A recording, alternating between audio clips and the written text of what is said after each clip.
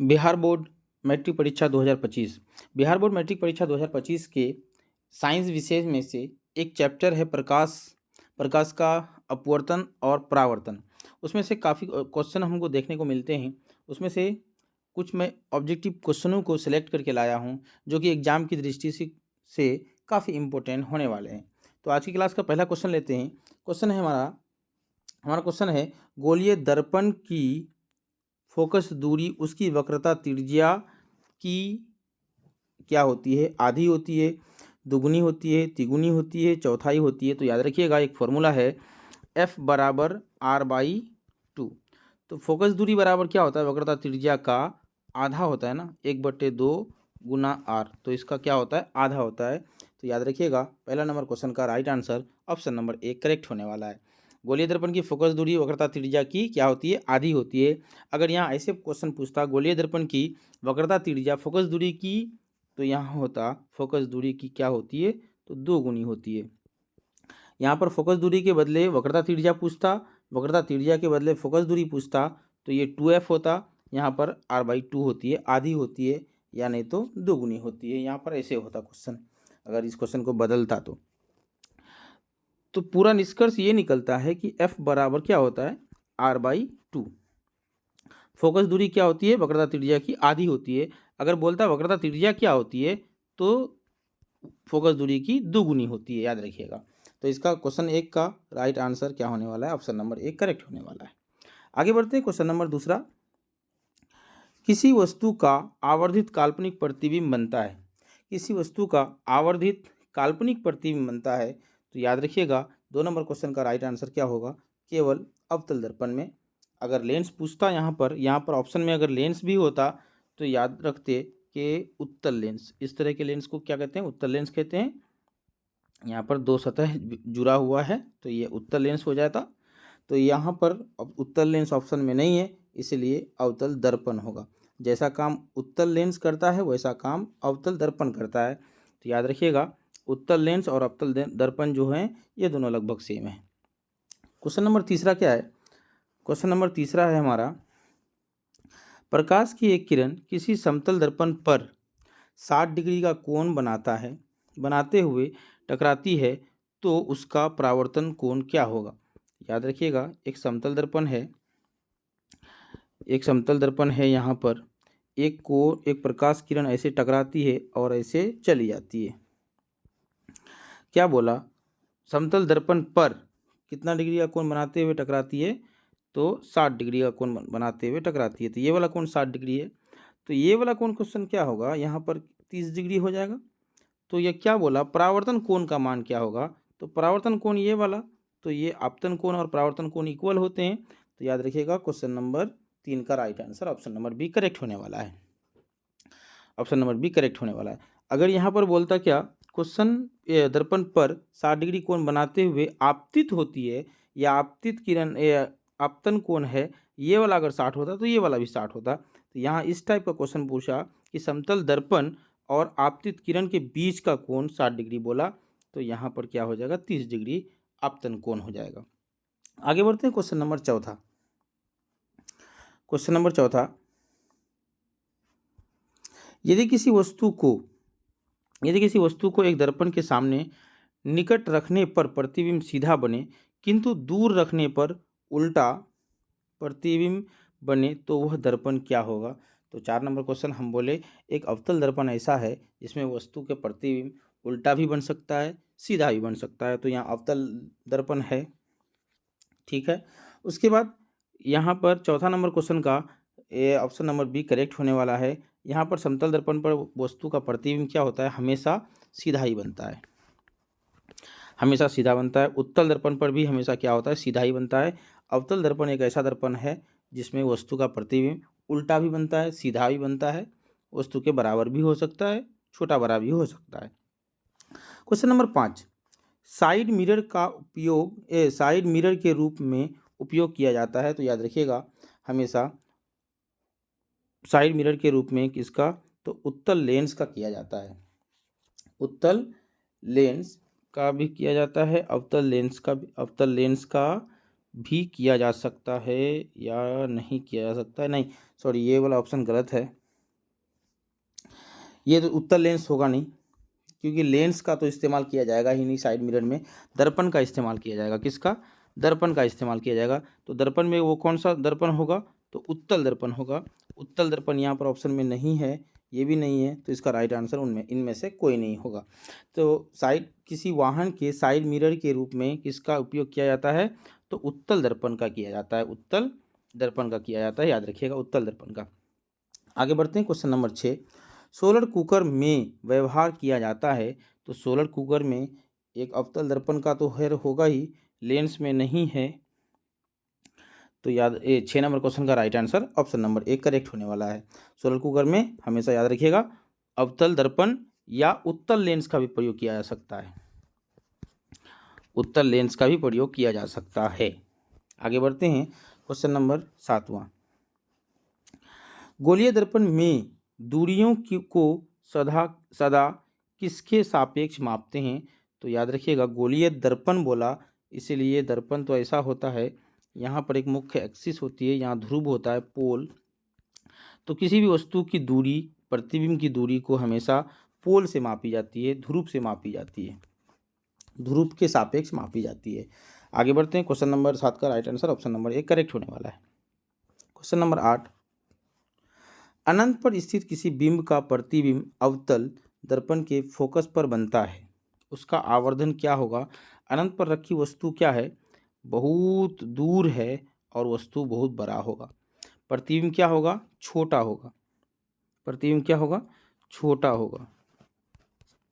कोई संख्या ऊपर में, कोई भिन्न जो है ऊपर में बड़ा है और नीचे में छोटा है, तो इसका मान क्या होगा? मान लेते हैं बड़ा 5 है, छोटा 2 है, ठीक है। तो इसका जब सॉल्यूशन करते हैं तो यहाँ समथिंग आएगा 2 पॉइंट समथिंग।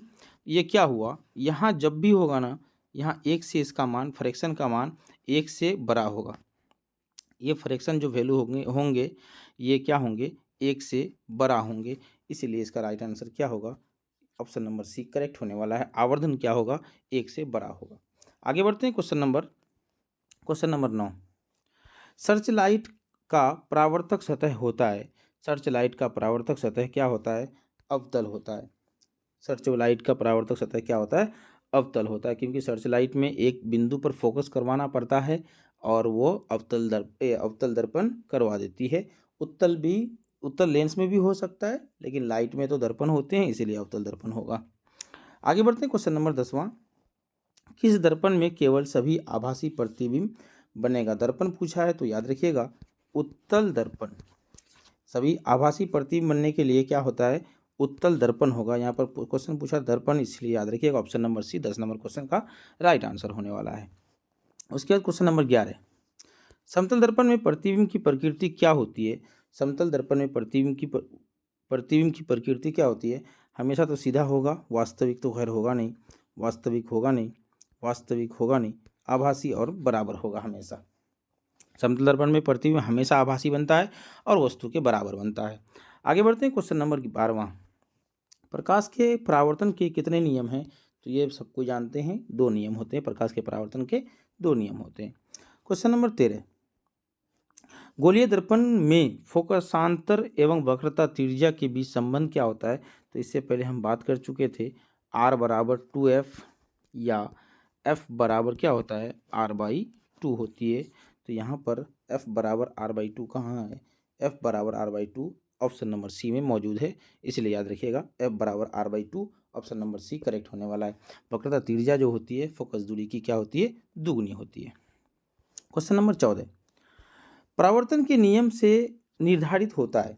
परावर्तन के नियम से आपतन कोण परावर्तन कोण के बराबर होते हैं। परावर्तन कोण अपवर्तन कोण के बराबर नहीं, गलत बात है। आपतन कोण विचलन कोण, ये भी गलत बात है। इनमें से कोई नहीं, ऑप्शन नंबर 1 करेक्ट होने वाला है। मान लेते हैं कोई सतह है ये वाला, इसमें कोई प्रतिबिंब, कोई किरण आकर के गिरती है और ये परावर्तित होकर ऐसे चली जाती है, तो बीच में जो अभिलंब रहता है, इसके आपतित किरण और अभिलंब के बीच बने कोण को क्या कहते हैं? आपतन कोण कहते हैं। परावर्तित किरण और अभिलंब के बीच कोण बने कोण को क्या कहते हैं? परावर्तन कोण कहते हैं। इसको आई से इंडिकेट करते हैं, इसको आर से कहते हैं। हमेशा याद रखिएगा आर बराबर आई बराबर आर होता है। परावर्तन कोण अपवर्तन कोण के, ये आपतन कोण के बराबर होते हैं। Question number 15। हवा या निर्वात में प्रकाश की चाल होती है, तो हवा या निर्वात में प्रकाश की चाल क्या होती है? 3 × 10⁸ मीटर प्रति सेकंड होती है, याद रखिएगा। अगर कांच में पूछ लिया जाए तो 2 × 10⁸ होती है, और पानी में अगर पूछ लिया जाए तो 2.2 × 10⁸ मीटर पर सेकंड होती है। सब जगह मीटर पर सेकंड। किलोमीटर में बोलेगा तो 3 जीरो हटा देना है यहाँ पर, तो क्या हो जाएगा? हवा में अगर किलोमीटर में पूछा जाए तो इसको तो 3 × 10⁵ किलोमीटर पर सेकंड होती है। आगे बढ़ते हैं, क्वेश्चन नंबर 16। गोलीय दर्पण के परावर्तन पृष्ठ की वृत्ताकार सीमा रेखा का व्यास क्या कहलाता है? तो याद रखिएगा, मुख्य फोकस, वक्रता त्रिज्या, प्रधान अक्ष, गोलीय दर्पण का द्वारक। तो याद रखिएगा क्वेश्चन नंबर 16 का राइट आंसर गोलीय दर्पण का द्वारक कहलाता है। मान लेते हैं ये गोलीय दर्पण है, ये गोलीय दर्पण है जो कि ये अंदर के ओर हम लोग पेंट कर दिए तो ये उत्तल हो जाएगा, और इसके पूरे सतह को क्या कहते हैं? तो इसका द्वारक कहते हैं। गोलीय दर्पण का ये क्या कहलाएगा? द्वारक कहलाएगा। याद रखिएगा, ये भी क्वेश्चन कई बार पूछे गए हैं। आगे बढ़ते हैं, अगला नंबर क्वेश्चन नंबर 17। दंत विशेषज्ञ किस दर्पण का उपयोग मरीजों के दांतों का बड़ा प्रतिबिंब देखने के लिए करते हैं? तो याद रखिएगा TNT। ये TNT जो हैं ये डॉक्टर का थ्रोट, नेक और आई वाले भी जो भी होते हैं, ये सब क्या, ये डॉक्टर जो होते हैं, विशेषज्ञ जो होते हैं, अपने मरीजों को देखने के लिए हमेशा याद रखना अवतल दर्पण का प्रयोग करते हैं, क्योंकि अवतल दर्पण में किसी भी वस्तु का प्रतिबिंब बड़ा भी बन सकता है, छोटा भी बन सकता है, हमेशा सीधा भी बन सकता है, उल्टा भी बन सकता है। तो इसीलिए ये हमेशा क्या किसका प्रयोग करते हैं? अवतल दर्पण का प्रयोग करते हैं। Question number 18। यदि किसी प्रतिबिंब का आवर्धन ऋणात्मक है, उस प्रतिबिंब की प्रकृति क्या होगी? ऋणात्मक है प्रतिबिंब, तो याद रखिएगा ये आवर्धन ऋणात्मक है तो प्रतिबिंब क्या होगा? वास्तविक होगा। वास्तविक जब होगा तो उल्टा भी हो जाएगा, वास्तविक होगा तो उल्टा भी होगा। तो वास्तविक और उल्टा, ये तो बात सही है। वास्तविक सीधा गलत बात है, आभासी तथा सीधा ये तो होगा ही नहीं। आभासी और उल्टा ये भी नहीं होगा। ऑप्शन नंबर ए करेक्ट होने वाला है। ऋणात्मक है तो वास्तविक होगा, उल्टा होगा, और जब वास्तविक होगा तो उल्टा होना ही है। Question number 19। निम्नलिखित में से कौन उत्तल दर्पण की फोकस दूरी है जिसकी वक्रता त्रिज्या 32 सेंटीमीटर है? अगर वक्रता त्रिज्या क्या है? 32 है, तो ये फोकस दूरी क्या होंगे? याद रखना, इसका आधा होता है इसलिए 16 होंगे। तो ये क्या बोला? उत्तल दर्पण बोला। तो उत्तल दर्पण की फोकस दूरी हमेशा क्या होती है? 19 नंबर क्वेश्चन का राइट आंसर क्या होने वाला है? हमेशा धनात्मक होती है। उत्तल दर्पण की फोकस दूरी हमेशा धनात्मक होती है। आगे बढ़ते हैं, क्वेश्चन नंबर 20। नई कार्तीय चिन्ह परिपाटी के अनुसार दर्पण के सामने रखे गए बिंब दूरी की ली जाती है। तो याद रखिएगा, नई कार्तीय चिन्ह परिपाटी के अनुसार दर्पण के सामने रखे गए बिंब दूरी ली जाती है। तो मान लेते हैं ये दर्पण है, यहाँ पर किसी वस्तु को खड़ा कर दिया, यहाँ से इधर जो बीम की जो दूरी होगा इसको U से इंडिकेट करते हैं। अगर ये पोल के बाएं तरफ हैं, जिधर से प्रकाश की किरण आती है उधर ओर हैं, तो ये ऋणात्मक होंगे। अगर ये इधर लेंगे, अगर ये अवतल दर्पण होगा तो ये पॉजिटिव होंगे। तो इस 20 नंबर क्वेश्चन का राइट आंसर क्या होने वाला है? ऑप्शन नंबर बी करेक्ट होने वाला है। आगे बढ़ते हैं, क्वेश्चन नंबर 21। निम्न में से किस दर्पण की फोकस दूरी धनात्मक होती है? याद रखिएगा, किस दर्पण की फोकस दूरी धनात्मक होती है? तो उत्तल दर्पण की फोकस दूरी हमेशा क्या होती है? धनात्मक होती है। उत्तल दर्पण की फोकस दूरी धनात्मक होती है और अवतल दर्पण की फोकस दूरी ऋणात्मक होती है। अवतल दर्पण की फोकस दूरी ऋणात्मक, उत्तल दर्पण की फोकस दूरी हमेशा क्या होती है? पॉजिटिव होती है, धनात्मक होती है। Question number 22। कौन सा दर्पण आम तौर पर वाहनों में पीछे देखने के दर्पण के रूप में उपयोग किया जाता है? तो अभी इससे पहले हम बोले साइड मिरर में एक क्वेश्चन था, साइड मिरर के रूप में किसका उपयोग किया जाता है? तो उत्तल दर्पण का उपयोग किया जाता है, क्योंकि ये बड़े क्षेत्र को ग्रहण करते हैं, बड़े क्षेत्र को एक छोटा सा करके दिखाते हैं। उसके बाद इसका एरिया बहुत ज़्यादा कवर करता है और इसे एक किसी वस्तु का प्रतिबिंब हमेशा क्या करते हैं, सीधा बनाते हैं, इसलिए उत्तल दर्पण का प्रयोग किया जाता है। क्वेश्चन नंबर 22 का right answer option number B correct होने वाला है। आगे बढ़ते हैं क्वेश्चन नंबर 23। दर्पण के सामने किसी भी दूरी पर स्थित वस्तु का प्रतिबिंब सीधा प्रतीत होता है तो वह दर्पण है। सीधा प्रतिबिंब होता है तो वह दर्पण क्या होगा, तो याद रखिएगा केवल समतल ही तो नहीं होगा, या तो समतल या उत्तल, केवल अवतल। दर्पण के सामने किसी भी दूरी पर स्थित वस्तु का प्रतिबिंब सीधा प्रतीत होता है तो वह दर्पण क्या होगा, या तो समतल होंगे व उत्तल भी हो सकता है। तो याद रखिएगा समतल भी होगा सीधा प्रतिबिंब बनाने वाला और उत्तल भी होगा, तो ये दोनों ऑप्शन नंबर 23, क्वेश्चन नंबर 23 का ऑप्शन नंबर बी करेक्ट होने वाला है। उसके बाद क्वेश्चन नंबर 24, किसी कार का अग्रदीप में प्रयुक्त दर्पण निम्नलिखित में से कौन होता है। किसी कार का अग्रदीप में प्रयुक्त दर्पण निम्नलिखित में से कौन सा होता है, तो 24 नंबर क्वेश्चन का राइट आंसर अवतल दर्पण होगा। क्यों, क्योंकि ये एक दर्पण है जो बाहर की ओर पेंट किया हुआ है, यहाँ पर एक बल्ब होते हैं, ये जलते हैं, प्रकाशित होते हैं और यहाँ से रेज ऑफ लाइट यहाँ टकराती है, यहाँ से टकराती है और ये रेज ऑफ लाइट यहाँ रिफ्लेक्शन के बाद ये आगे समानांतर दिखाती है, ताकि ये कार जाने वाले ट्रक ड्राइवर जो होते हैं, ये 4 व्हीलर के जो ड्राइवर होते हैं या वाहनों के जो ड्राइवर होते हैं, इसे रास्ता आसानी से देखा जा सके। इसलिए इस तरह के अग्रदीप प्रयुक्त में दर्पण निम्नलिखित में कौन होता है, तो याद रखिएगा अवतल दर्पण होता है।